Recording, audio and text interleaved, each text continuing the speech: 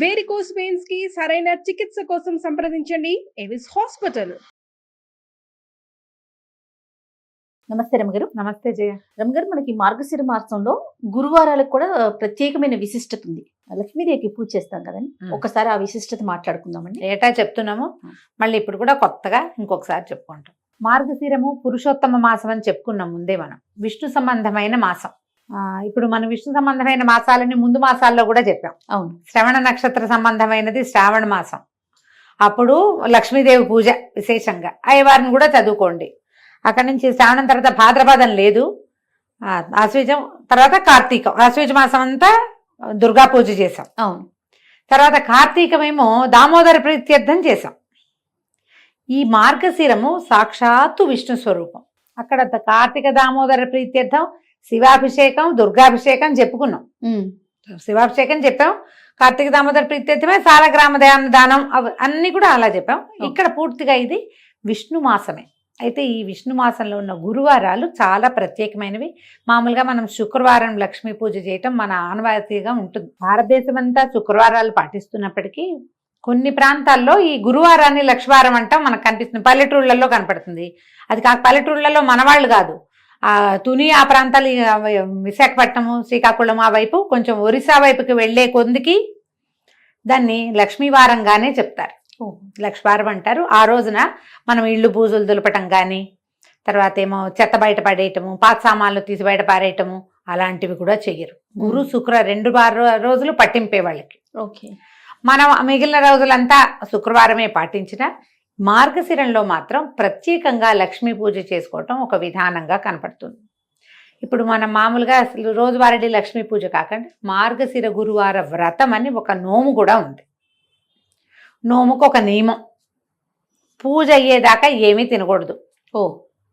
గురువారం నాడు నెత్తికి నూనె రాసుకోకూడదు, పూజ అయ్యేదాకా తలకాయ దువ్వుకోకూడదు, ఏమీ తినకూడదు. ముందు చెప్పిందే ఇది. తర్వాత పూజ అయిపోయాక ప్రసాదం పుచ్చుకుని ఈ కథని ఎవరికైనా చెప్పాలి. తెలిసిన వాళ్ళకైనా సరే కథ విను అని ఫోన్లో అయినా కథ చెప్పేయాలి. ఇది నియమం. ఈ నియమం ప్రకారం మనకి ఇళ్లలో ఎవరికైతే మార్గశిర గురువార వ్రతాలు ఉన్నాయో, నోములు వ్రతాలు ఉన్న కుటుంబాలు కొన్ని ఉంటాయి, అలవాటుగా అనుచరణంగా వచ్చినవి. మీకు అలవాటు ఉంటే లక్షణంగా చేసుకోండి మీ పద్ధతుల ప్రకారం. అలవాటు లేదు, మనకు తెలీదు, మనం ఇప్పుడే వింటున్నాం, లేదా 4 ఏళ్ల క్రితం చెప్పడం మొదలుపెట్టాం, 4 ఏళ్ల నుంచి వింటున్న వాళ్ళు, ఇవాళే వింటున్న వాళ్ళు కూడా హాయిగా సంతోషంగా లక్ష్మీ పూజ చేసుకోండి.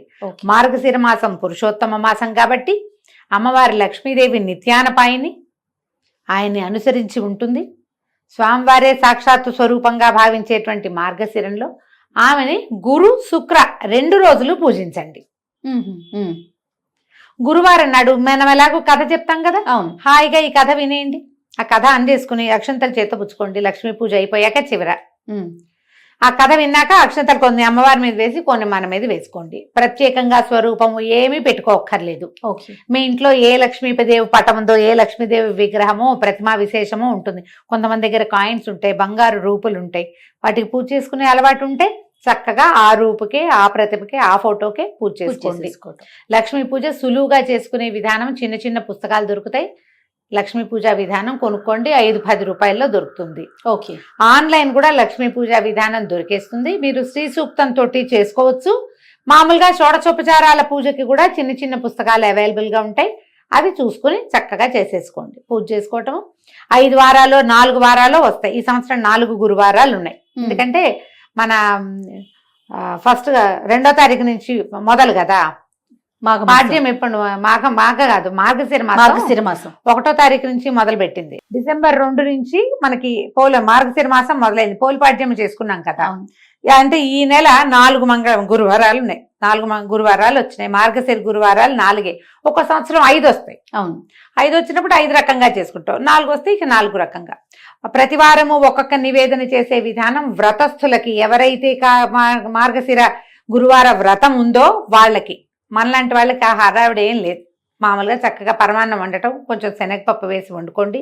మీకు ఓపిక ఉండి, చేతొచ్చి, శక్తియుక్తులుండి బాగా సేవించాలన్న ఆస్తుంటే బూరెలు అలాంటివి కూడా చేసుకోవచ్చు. శనగపప్పుతో బూరెలు చేస్తాం కదా, అమ్మవారికి శనగపప్పు ప్రీతి. లక్ష్మికి సంబంధించిన ధాన్యాలలో ఈ పప్పుల్లో ఇది ముఖ్యమైనది శనగపప్పు. మీకు ఎవరు చెప్పారు? లాంటి చొప్పదంటు ప్రశ్నలు వేయకండి దయచేసి. శనగపప్పు ఇలాంటి లక్ష్మీదేవి ప్రశ్నలు కూడా ఎదుర్కొంటున్నారు రమణ. బ్రహ్మాండంగా ఎదురు. మీకు ఎవరు చెప్పారు? మీరు వెళ్ళి అడిగారా? ఆవిడ మీ పక్కింట్లో ఉంటుందా? ఇలాంటివి అడుగుతారు. అంటే సనాతనంగా వస్తుంది, మన మన మన ముందు తరం వాళ్ళు చేశారు, మనం చేస్తున్నాం, అట్లా చేసుకుంటూ పోతాం కదా. పోతాం అంతే. లక్ష్మీదేవి దానికి ఇష్టమని ఒకళ్ళు వచ్చి చెప్తారా? చెప్పాలా? అడుగుతారమ్మా. ఉమ్. నువ్వు ఎంత సీరియస్ మ్యాటర్ గురించి మాట్లాడినా దాని మీద ఒక చొప్పదంటూ ప్రశ్న అంటారు, దాన్ని వేస్తూ ఉంటారు. మీకు కావాలంటే మీ పక్కింట్లో లక్ష్మీదేవి ఎవరన్నా ఉంటే కనుక్కోండి. మా పక్కింట్లో ఉంది లక్ష్మీదేవి. మా ముందు ఇళ్లలో ఉంది, చెప్తుంది. ఆ, అది. మా ముందు ముందు ఇళ్లలో తరాల్లో ఉంది మనకి. అందుకని మనకు తెలిసింది. అంతే. శనగపప్పుతో ఏదో ఒక పదార్థం చేసుకోండి. పరమాన్నం చేసుకుని పెట్టుకోవచ్చు అమ్మకి, మీ ఓపిక. ఉమ్. నివేదన చేసుకోండి చక్కగా. గురువారం నాడు లక్ష్మీదేవిని పూజించి, శుక్రవారం నాడు ఎలాగో మనం ప్రతి శుక్రవారం పూజ చేసుకునే అలవాటు ఉన్న వాళ్ళు మానేయాలా అని డౌట్ వస్తుంది. మానొద్దు. ఓకే. ఈ నెలలో వారానికి 2 సార్లు లక్ష్మీదేవిని పూజిస్తాం. రోజు లక్ష్మీ పూజ అలవాటు ఉన్న వాళ్ళ సంగతి ఇక మహత్తరంగా ఉంటుంది, వాళ్ళు ఎలాగూ చేసుకుంటారు. శుక్రవారం స్పెషల్తో పాటు గురువారం కూడా స్పెషల్ చేసుకోండి. దీనికి ఒక వ్రత కథ కూడా ఒకటి చెప్పబడుతుంది. చిన్న కథే, అది చెప్తాను. పూర్వం ఒక బ్రాహ్మణ కుటుంబం ఉండేది. పెద్ద భార్య, మొదటి భార్య చనిపోయింది. ఆ భార్యగా సుశీలని ఒక కూతురు ఉండేది. ఈ పాపాయి ఉండగానే తండ్రి ఇంకో ద్వితీయ వివాహం చేసుకున్నాడు. ఇలాంటి కథలు విన్నప్పుడు ఈ రెండో పెళ్లి ఎందుకు చేసుకోవాలి, అదే భర్త చనిపోతే వాళ్ళ అమ్మ పెళ్లి చేసుకుంటుందా, ఇలాంటి ప్రశ్నలు కూడా ఎప్పుడూ తలెత్తుతూనే ఉంటాయమ్మా. పురాతనపు పద్ధతుల్లో ఏంటంటే ఆడవాళ్ళు లేనిదే ఇళ్ళు నడిచేవి కాదు. మగవాళ్లే ఆడపని మగ పని చేసేసేయటము కుదిరేది కాదు. పైగా బ్రాహ్మణ గృహాలలో వీళ్ళకి అగ్ని అవన్నీ నియమాలు ఉండేవి. తప్పకుండా యజనం చేయాలి, రోజువారీ హోమము, దానికి స్త్రీ సహాయం చాలా అవసరం. ఆడవాళ్ళు హోమానికి ఉండటమే కాకుండా సహాయానికి రెండిటికీ కావాలి. ఓకే. ఒక ఆడపిల్ల ఉంటే దానికి వివాహం చేయాలన్నా తల్లి లేనిదే, ఆడమనిషి లేనిదే అవన్నీ సాగవు. కాబట్టి తప్పకుండా ద్వితీయ వివాహాలు జరిగేవి. పురాతన గాథల్లో మనకి ఇవే కనపడతాయి. మన తాత ముత్తాతల్లో ఇద్దరిద్దరు భార్యలు ఉన్న వాళ్ళు మనకే ఉంటారు బోళ్ళంత మంది. మనమే కొంచెం పూర్వ చరిత్ర తిరగేస్తే అవునండి, అవును. మన ముందు 3-4 తరాల ముందు ఖచ్చితంగా కనపడతారు ఉంటారు. మనకి. ఇక ఏం చేసేదేం లేదు దాని మీద. ఉమ్. అయితే ఇంకో వివాహం చేసుకున్నాడు ఆయన తండ్రి. ఈ చిన్నపిల్ల ఒక 4-5 సంవత్సరాల పాప ఉండగా, సుశీలని. అయితే ఆయనకి రెండో భార్యకి కుమారుడు, ఒక పిల్లలు కలిగారు వరుసగా. ఇది సవితల్లి ఆవిడ ఏం చేసింది, మారుటి తల్లి ఈ పిల్లకి చంటి పిల్లల్ని ఎత్తుకోవడానికి అప్పచెప్పేది. పిల్లని ఆడించు, తమ్ముడిని ఆడించు, చెల్లిని ఆడించు అని ఆడించడానికి ఇచ్చి పిల్లలకి ఈ పెద్ద పిల్లకి కాలక్షేపానికి అంత బెల్లం ముక్క పెట్టేది. సో ఈ బెల్లం ముక్క తీసుకో, తమ్ముడిని ఆడించు కాసేపు అంటే తమ్ముడిని తీసుకుపోయేది పిల్ల. తల్లి వచ్చేసరికి ఒక 5-7 సంవత్సరాలు ఉంది. రెండో ఆవిడ వచ్చేసరికి ఈ పిల్లాడి పుట్టేసరికి దానికి ఒక 7-8 ఏళ్ళు వచ్చినాయి. పిల్లల్ని చంకనేసుకుంటారు 7-8 ఏళ్ల పిల్లలు. అయితే పక్క ఇళ్ల వాళ్ళందరూ మార్గశిర గురువారం నోవులు చేసుకుంటున్నారట. చక్కగా కుందన బొమ్మలాగా ఉండి పిల్లల్ని ఎత్తుకుని తిరిగే ఈ పిల్లని చూసి వాళ్ళు అన్నారు, వసే రావే నువ్వు కూడా నోవు నోచుకుందు కానీ అని పిలిచారు. పిలిస్తే వాళ్ళ ఇంట్లో నోవు ఆ మంత్రాలు అవి వింటుంటే పిల్లకి సంతోషంగా అనిపించింది. ఏం చేసిందట, తమ్ముడు పక్కన కూర్చోబెట్టి వాకిట్లో ఉన్న బంకమట్టి తీసి చక్కగా చిన్న గుండలాగా చేసి లక్ష్మీదేవిలాగా తయారు చేసుకుంది. తన కోసం ఒక ప్రతిమ. అక్కడికి పువ్వులు కావాలి పూజకి. జిల్లేడు పువ్వులు తెచ్చుకుని జిల్లేడు పువ్వులతోటి ఆ లక్ష్మీ అమ్మవారికి పూజ చేసేది. షోడశోపచారాలు ఉన్నాయిగా, ఉపచారాలు చెప్పుకుని పూజ చేసేసి ఈ తనకి ఇచ్చిందిగా వాళ్ళ పిన్ని బెల్లం ముక్క, ఆ బెల్లం ముక్కని నివేదన పెట్టేది. మార్గశిర గురువారాలు 5 వారాలు వచ్చినాయి ఆ సంవత్సరం. 5 వారాలు చేసుకుంది. పక్కింటి వాళ్ళు వారానికి ఒక దీనిలాగా మొదటి వారం పులగం, రెండో వారం అట్లు తిమ్మనం, అలాగా 3వ వారం చక్కెర పొంగలి నివేదనలు పెట్టారు. ఈ అమ్మాయికి అవన్నీ చేత కావు, చిన్నపిల్ల కదా, మళ్ళీ పిన్నిని అడిగితే ఏమంటుందో, బెల్లం ముక్క మాత్రం నివేదన పెట్టేది. అట్లా ఏటా చేసుకునేదట. 11 సంవత్సరాలు వచ్చేసరికల్లా 3-4 సార్లు చేసేసింది. ఈ 11 ఏళ్ల పిల్లకి పెళ్లి చేశారు. వెనకాల 2-3 తమ్ముళ్ళు, 2 చెల్లెళ్ళు ఉన్నారు. అయితే పెళ్లి చేస్తే ఈ పిల్ల ఏం చేసింది, అత్తవారింటికి వెళ్ళిపోతూ ముందు వెళ్ళలా. 11వ ఏట ఏం వెళ్ళిపోలే, అలా పంపేవాళ్ళు కాదు, వ్యక్తురాలు అయ్యాక పంపించేవాళ్ళు. తర్వాత కూడా కొన్నాళ్ళు ఇక్కడే పూజ చేసుకునేది. అమ్మా నాన్న శుభ్రంగా ఉండేవాళ్ళు, చక్కగా పిల్లలు కలిగారు, ఇల్లు వాకిళ్ళ లక్షణంగా బాగుండేవి. పిల్ల వ్యక్తురాలు అయిన తర్వాత ముహూర్తం చూసుకుని అత్తవారు వచ్చి అమ్మాయిని కాపురానికి తీసుకుపోయారు. అడ్డుకి తీరిపోయాక తీసుకెళ్తే వెళ్తూ ఈ అమ్మాయి ఏం చేసింది, తను పూజ చేసిన ఆ బంకమట్టి లక్ష్మీదేవి ఉంది కదా, లక్ష్మీదేవి ప్రతిమ, మృణ్మయ ప్రతిమ, అది తీసుకుని వెళ్ళిపోయేది. తీసుకెళ్ళిపోయాక అత్తవారు కొంచెం పర్వాలేదు బాగానే ఉండేవాళ్ళు. ఈ అమ్మాయి వెళ్ళేసరికి వాళ్ళకి ఇప్పటి ముప్పటిగా పాలు పొంగినట్టు సిరులు పొంగిపోయినాయి వాళ్ళ ఇంట్లో. చక్కగా ఏటా నోవులు చేసుకునేది లక్షణంగా. అంతకుముందు ఇక్కడ ఉంటే బెల్లం ముక్కలు అవి పెట్టేది.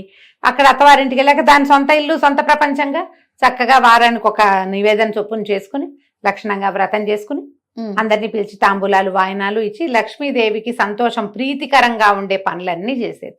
ఇప్పుడు ఇక్కడ ఒక ప్రశ్న, లక్ష్మీదేవికి ప్రీతికరమైన పనులు ఏమిటి? మొదటిది ఇల్లు శుభ్రంగా ఉంచుకోవటం, ఆడవాళ్ళు గయ్యాళిగా ఉండకపోవటం. గయ్యాళి ఆడవాళ్ళకి సిరి నిలవదు. మనం ఇప్పుడు వెంటనే మనకు ఒక లిస్ట్ వస్తుంది, అబ్బో మా వాళ్ళు గయ్యాలి వీళ్ళు గయ్యాలి వాళ్ళ దగ్గర బోల్డ్ డబ్బులు ఉన్నాయి.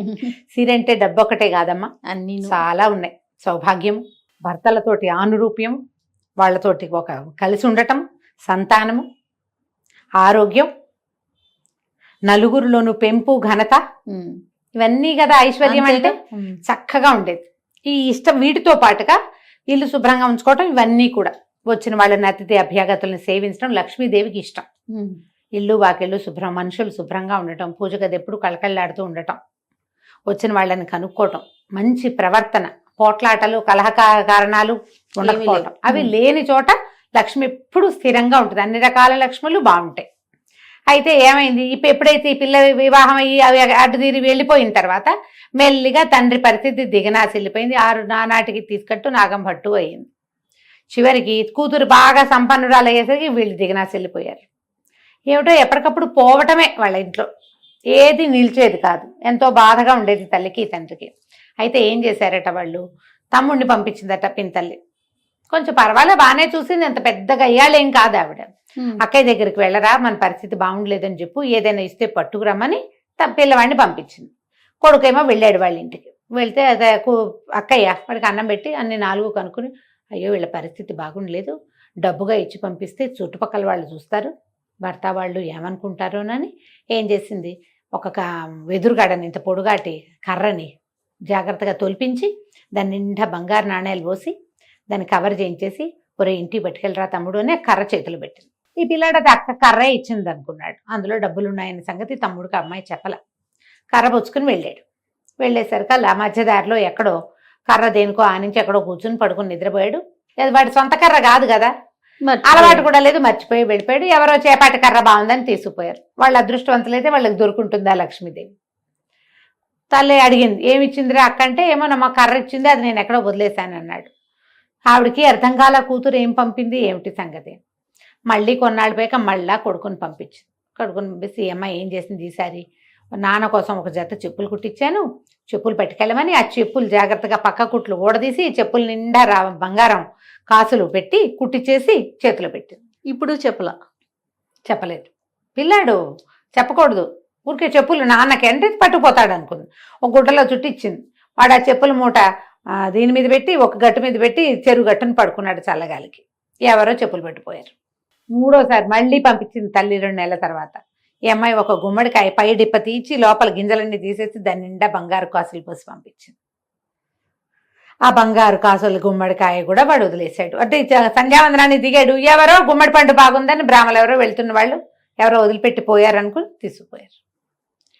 ఇక చివరికి తల్లికి అనిపించింది, ఇక్కడ అమ్మాయి ఏదో సహాయం చేయడానికి ప్రయత్నం చేస్తోంది, పంపిస్తోంది ఏవో వస్తువులు, సరిగ్గా తేలేకపోతున్నాడు. సరే నేనే వెళ్తానని తండ్రిని పెద్ద కొడుకుని వదిలిపెట్టి చిన్నపిల్లలు ఆడపిల్లలు ఉంటే వాళ్ళందరినీ వెంబడి పెట్టుకుని పెద్ద కూతురు ఇంటికి వెళ్ళింది. తల్లి పేదగా ఉన్న తల్లి మాసిపోయినట్టున్న చెల్లెళ్ళని చూసి పిల్ల బాధపడి తల్లిని చక్కగా పోషించి 10 రోజులు ఉంచుకున్నాక ఇదంతా ఏం జరిగింది ఏమిటి మాట్లాడుకుంటే, అమ్మ బంగారు కాసులు పోసానే ఏమైపోయినాయో అంటే, ఎవడో అదృష్టవంతులకు దొరికింది, మనకు అదృష్టం లేదు. ఈ అమ్మాయి ఏమంది, ఇంకా 10 రోజులుంటూ మార్గశిర మాసం రాబోతుంది, నేను మార్గశిర గురువారం నోవులు నోచుకుంటానమ్మా, నాతో పాటు నువ్వు కూడా నోచుకుందు కానీ ఇక్కడే ఉండమని తల్లిని చెల్లెళ్ళని ఉంచుకుంది. ఏమీ తినద్దమ్మా, గురువారం పొద్దున్నే చెప్పింది, ఏమీ తినద్దంటే సరేనంది ఆవిడ. పిల్లలందరినీ కూర్చోబెట్టి సద్దెన్నాలు పెట్టమంటే అమ్మమ్మ సద్దన్నం పెడుతూ పెరుగన్నంలో ఉప్పేయి అన్నారట పిల్లలు. ఉప్పు సరిపోయిందో లేదో చూద్దామని ఒక సద్దెన్నం ముద్ద నోట్లో వేసుకుంది. కూతురు, అయ్యో అమ్మ అన్నం తిన్నావు ఇంకేట పనికి వస్తుంది, తినకూడదుగా, మెతుకు కూడా పోకూడదు లోపల. కూతురు నోచుకుంది నోము. తల్లి సర్దు కూరుకుంది, ప్రసాదం తిని ఊరుకున్నారు. రెండో వారం ఏం చేసింది, పిల్లలకి నెత్తికి తలగా నూనె రాస్తూ ఆ నూనె చేతులు నెత్తికి రాసుకుంది. చాలా మంది చేస్తాం అట్లా. ఇప్పుడు మాయిశ్చరైజర్ కూడా ఎక్కువ పోసుకున్నాం అనుకో చేతిలో, ఎవరో ఒకరి చేతి రాసేస్తాం. ఆ నెత్తికి రాసుకునేసరికి నూనె రాసుకోకూడదు, అసలు నూనె రాసి తలంటి చేయకూడదు గురువారం నాడు. మామూలుగానే పనికిరాదు, ఇప్పుడు అస్సలు పనికిరాదు, పూజకు పనికిరాదు, నోముకు అడ్డంకి.